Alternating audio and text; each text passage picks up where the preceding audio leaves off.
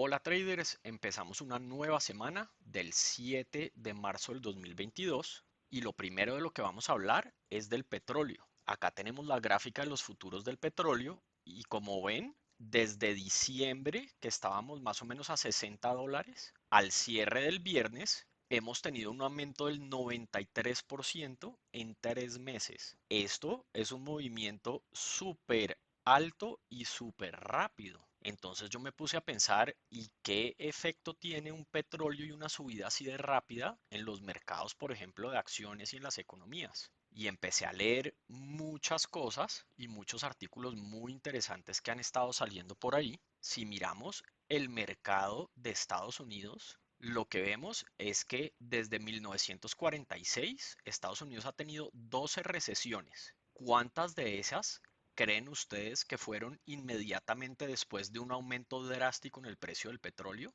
8. Y otras 3 después de alzas altas, pero no tan extremas como esto que estamos viendo. Así que alzas extremas y grandes del petróleo estuvieron presentes antes de 11 de las 12 recesiones de Estados Unidos. Por supuesto, el petróleo alto no es la causa necesariamente de la recesión, pero lo interesante es que esté presente antes de todas las crisis prácticamente. Y es que si miramos la secuencia de eventos de cómo funcionan más o menos lo que hacen los bancos centrales, etcétera, etcétera, ¿qué es lo que pasa? Al principio del ciclo, las economías están débiles y entonces los bancos centrales imprimen billete a la lata y le meten liquidez como puedan a los sistemas financieros para ayudar a mover las economías. Eso en el mediano plazo crea inflación y la platica cada vez nos alcanza menos a todos para comprar cosas, así que empezamos a gastar en lo que es más necesario y no en los antojos. Eso por supuesto lleva a desacelerar muchos sectores de las economías. Entonces el Banco Central empieza a mirar y dice, ok,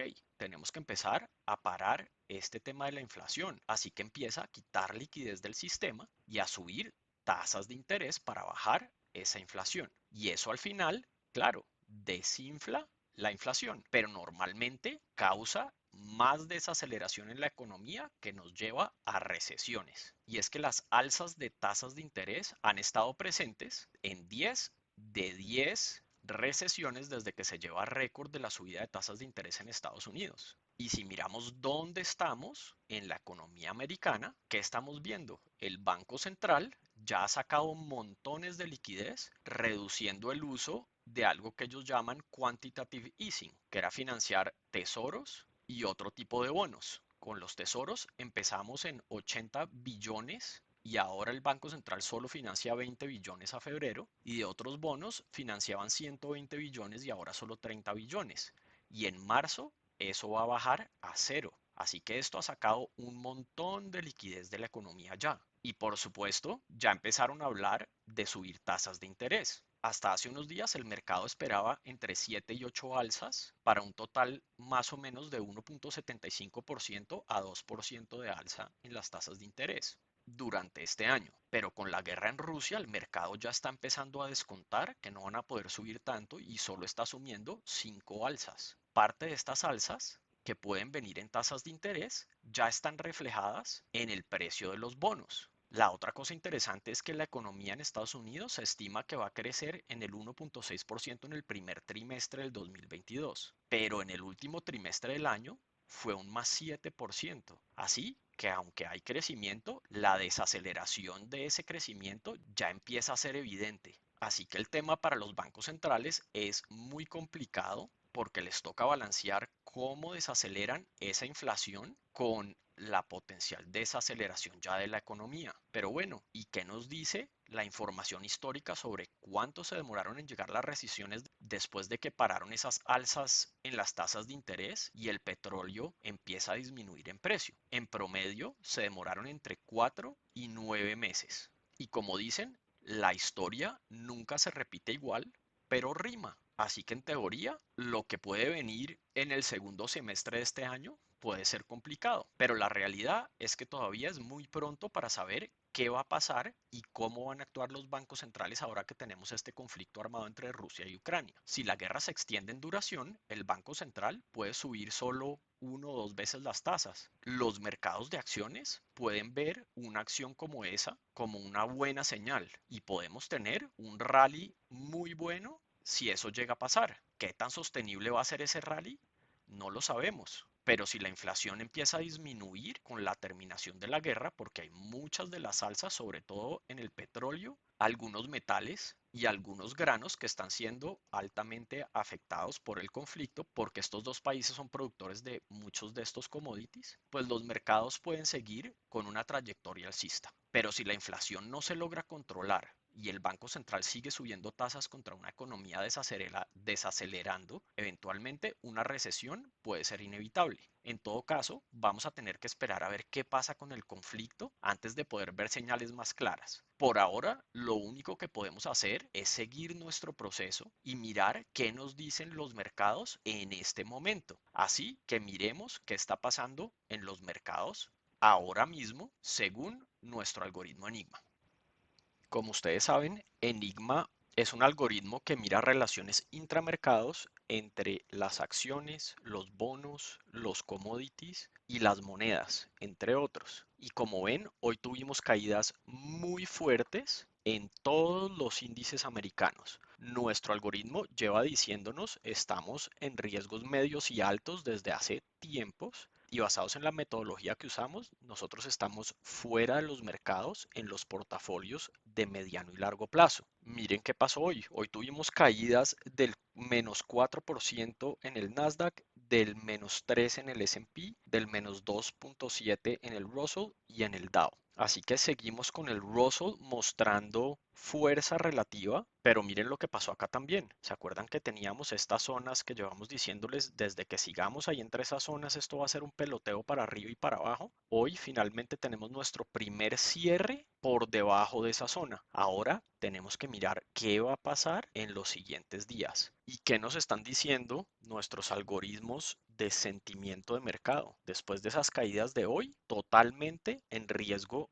negativo. El sentimiento está negativo en los mercados. Otra vez, el Russell es el que mejor se está teniendo en términos de sentimiento también. Así que para concluir en los índices americanos, seguimos en alto riesgo y sentimiento negativo. Así que mucha cautela con estos mercados, sobre todo si nosotros solo tenemos estrategias para comprar y no para ganar cuando los mercados están cayendo. Otro tema que tienen que tener en cuenta es que las volatilidades han estado absolutamente extremas. Y como siempre, miremos para dónde se está yendo el dinero. Si se está saliendo de las acciones, ¿a dónde se movió? Se sigue moviendo hacia el dólar, que es uno de los activos refugios cuando nos vamos risk off en todos los mercados. Y es que en Europa, en acciones, etcétera, estamos también en risk off. Otro mercado donde se está moviendo la plata es al oro. Hoy llegamos a los 2000 por onza de oro. Y aunque normalmente la relación entre el oro y el dólar es inversa, ahora como estamos en este conflicto y tenemos inflación subiendo, el oro sube y el dólar también sube, que no es una situación muy usual. Y por supuesto, si tenemos inflación, pues acá ven commodities o materias primas y los flujos siguen empujando esto para arriba. Coincidencialmente, hoy que tuvimos caídas tan pronunciadas, estos son los tesoros y aquí no vimos un alza relevante, que es interesante porque este es uno de los primeros sitios donde vemos entradas de flujos. Pero hoy no pasó eso, se fueron hacia el dólar, hacia el oro y hacia los commodities. Y miremos ahora qué está pasando en los mercados latinoamericanos. Tuvimos bastantes cambios en el día de hoy con estas caídas. ¿Qué estamos viendo?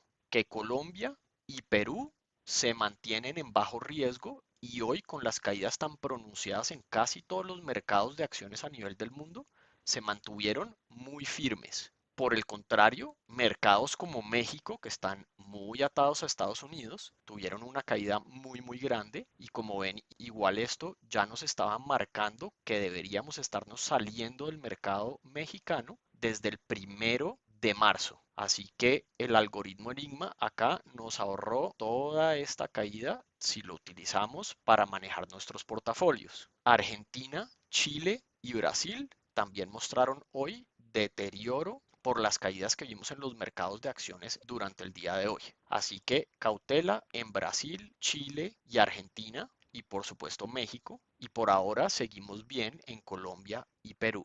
Bueno, traders, con esto terminamos el premercados de esta semana y lo único que les tenemos que decir es que con todo el conflicto, las volatilidades en prácticamente todos los mercados que miremos están extremas. Así que con mucho cuidado, manejen muy bien su riesgo y hasta la próxima.